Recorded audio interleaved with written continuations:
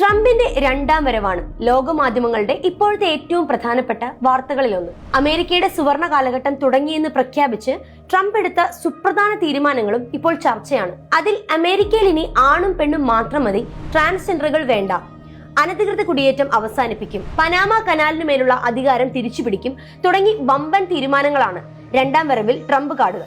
അതിലെ ട്രാൻസ്ജെൻഡർ നയം ട്രംപ് നേരത്തെയും വ്യക്തമാക്കിയതാണ്.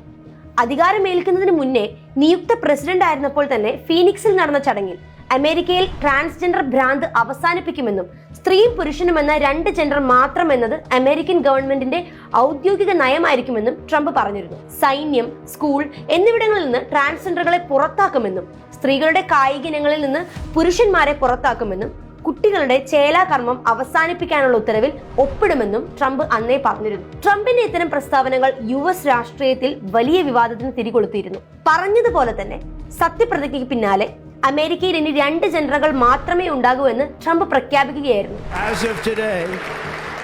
It will henceforth be the official policy of the United States government that there are only two genders, male and female.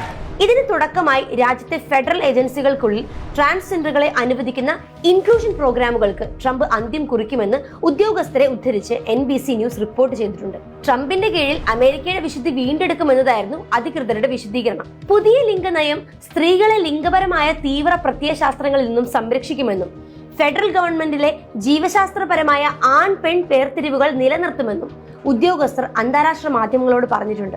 മാത്രമല്ല, federal government ഇനി മുതൽ gender എന്നതിന് പകരം sex എന്ന പദം ഉപയോഗിക്കണമെന്നും ട്രംപ് ഉത്തരവിട്ടിട്ടുണ്ട്.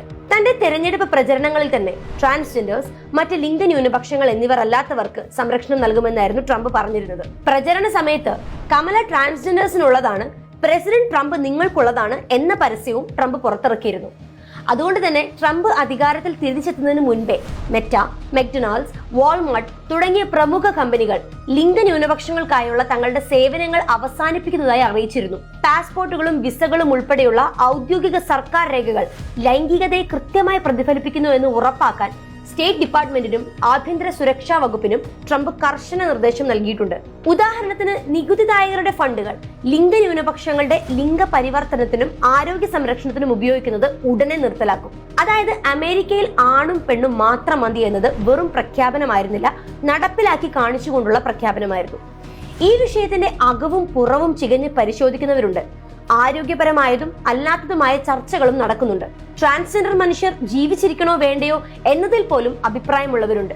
എന്നാൽ അതിനൊക്കെ അപ്പുറം ഈ പ്രഖ്യാപനം കേട്ട മാത്രയിൽ ട്രംപിനെ ജയ് വിളിക്കുന്ന ചിലരെ ഇങ്ങ് കേരളത്തിലും കണ്ടു.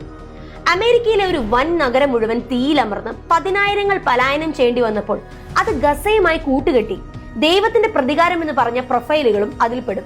വൈവിധ്യങ്ങൾ അവസാനിപ്പിക്കുമെന്ന പ്രഖ്യാപനത്തെ ലിംഗ ന്യൂനപക്ഷത്തിനെതിരെയുള്ള അനീതിയായി കണ്ട് ലോകം പ്രതിഷേധിക്കുമ്പോഴാണ് കേരളത്തിൽ നിന്നും ഈ കയ്യടി ഉയരുന്നത്.